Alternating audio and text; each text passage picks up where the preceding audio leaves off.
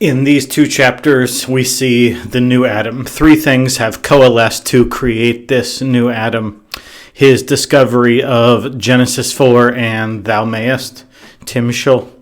Number 2, the death of Samuel Hamilton. And number 3, his confrontation with his wife, Kathy. All of these have coalesced together to make Adam have a realization, a regeneration, a new birth. And part of that new birth is that he is attentive to his kids, almost too attentive. He's overcorrecting at this point, but he's going to turn out, if he follows this trajectory, he's going to turn out a lot more like a Samuel Hamilton than a Cyrus Trask. So his boys are off-put a little bit by their awkward father and his newfound attention to detail, but yet they love their father and they want his love. And so it's all looking really good. Except history is repeating itself, or the inverse of history is repeating itself.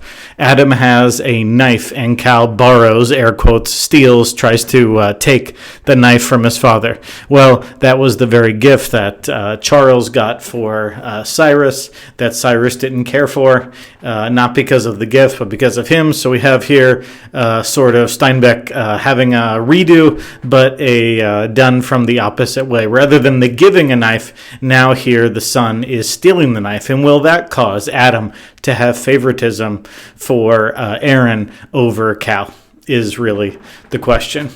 Once again, this theme, or not a theme, a symbol of the car, I think, is introduced, and that is a symbol of hope. As soon as he clears his history with Kathy, the very first thing Adam does is go purchase the car, and now it arrives, and mechanic and salesman alike don't know how to use it, but Adam figures out the car, and the car acts as a good symbol of the new Adam, looking to the future, not backwards toward horses, but forward toward horsepower and all that the future is embodied in this automobile. Well, he uses the automobile to go to the post office more than he's ever gone to the post office before, and he has a letter, and in that letter we are told that now Charles is dead. Paragraph 2, Charles is dead, but he's left an inheritance. And so this theme in the novel of inheritance. Originally, of course, Adam and Charles are able to live on their father's inheritance. But it's not just clear-cut. There was a moral question with their father's inheritance. There's no way he could have had this much money. Well, this second inheritance in Adam's line has another moral question, because Charles has stipulated, and a lot of speculation in my mind why. Is this significant, or is this not significant? Why does he specify so clearly that half should go to the wife, or all should go to the wife of Adam? Is he trying to get Adam an out in this marriage? Is this some sort of really roundabout weird kindness or atonement? Or is this just a normal thing in that day and I'm reading too much into it? I wonder why Charles stipulated that. But like the first inheritance question in Adam's family, here a second inheritance question. Is it moral to give it to Kathy when you know for sure Kathy is going to do something evil and destroy the lives of men with the money? So it's moral, clearly, to follow the wishes of your brother.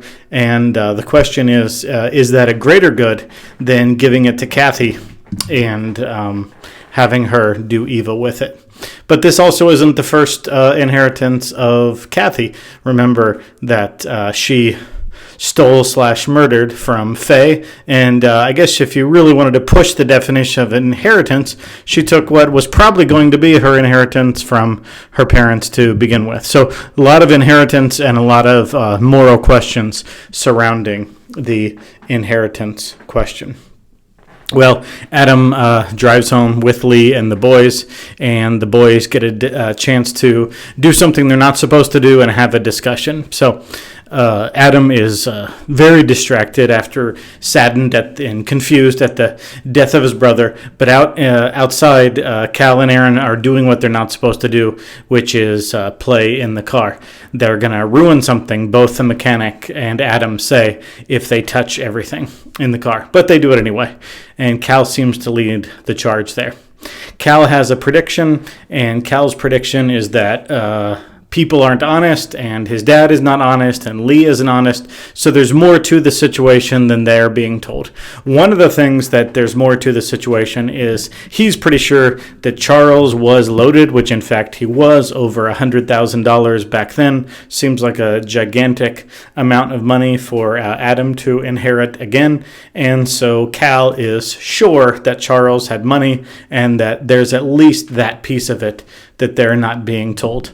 Aaron, more trusting, doesn't believe that their father is a liar. Again, the relationship between Adam and Charles being played out in Charles being sure Cyrus was a liar and Adam doubting that he was a liar, or not even really wanting to look into that question back in the earlier chapters of the novel. So then Cal and Aaron make a bet about the truthfulness of how their father is being, and Cal's going to figure it out by listening in on the conversation going on later that evening between Lee and Adam, and that conversation is a question of morality.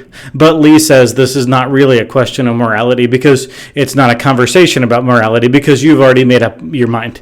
You've followed the trajectory of your beliefs, and you are a literal truth-seeking man, and so therefore if the document in the will spelled out that Kathy is to receive the funds, then we all know what you're going to do about it. This moral question of yours isn't really a moral question, so basically stop wasting my time by this ruse that there's something to discuss here. And then Lee says something like this: the fact that your wife is a whore in Salinas makes no difference. Well, we know as readers that Cal is overhearing this. So the rumor that he overheard from men is now confirmed to be true, but now he has even more specificity. He knows what she does for a living, and he knows where she is, and he knows that she stands to inherit this large amount of money. I'm assuming around $50,000. So if you're looking at this from Cal's point of view, think about everyone. Lee, who raised him, has always lied to him now. Adam, who is his father, probably has lied to him. He indeed does have a mother that he doesn't know anything about other than where she lives and that she is a prostitute. And then on top of that, just hours maybe earlier, he's been confronted by his brother saying, why are you the way you are? Why are you bad? What good does this do you? So this has got to be just a terrible day in the life of Cal. And so far in the novel, you've had your good guys. You've had Adam and Samuel and Lee. And you've had your bad guys. You have Cyrus and Kathy and Charles, and everyone has pretty much followed their trajectory as it should go. But we get these little hints in Cal that though he seems to be following the trajectory of the sea names, of the line of Cain, spiritually speaking, we get these little glimpses that maybe he's not. Because immediately upon bullying, or as Steinbeck uses twice the metaphor, kicking over the anthill, he feels bad, he pities, he loves his brother. And so it really, truly bothers him, meaning he must have a conscience. And remember, Steinbeck, all the way back in chapter 3, said there's one thing perfect about Charles, and his perfection is that he never feels bad about anything. Well, we see from Kathy she certainly doesn't seem to feel bad about anything. But we have a conscience here with Cal, and he truly feels bad. And then in one of the most gut-wrenching moments in this book, Cal goes back to bed. Aaron is still up. Ask him what he overhears. And Cal very lovingly, very graciously lies and can't pass the bad news on, because now love calls for lying. Love doesn't call for the truth. So Cal shouldn't have overheard, but now that he has, he's not going to bring Aaron into his, quote, sin, his deception. He's going to do the loving thing and lie. The very thing that Adam has been trying to do for them, to try to love them by lying. Now Cal is going to try that as well and tell Aaron that their brother and mother are both on the East Coast, and we're going to send flowers, and they're dead, and so on, and so on. And so Cal goes to bed repentant, crying, and praying all together to be a good guy. And so we have hope. We have reason to believe that his prayers will be answered, and that he mayest, Timshel, that he can transcend the family tree, even if he is the biological product of Charles and Kathy. He doesn't have to follow that parentage. He can be a great man if he mayest.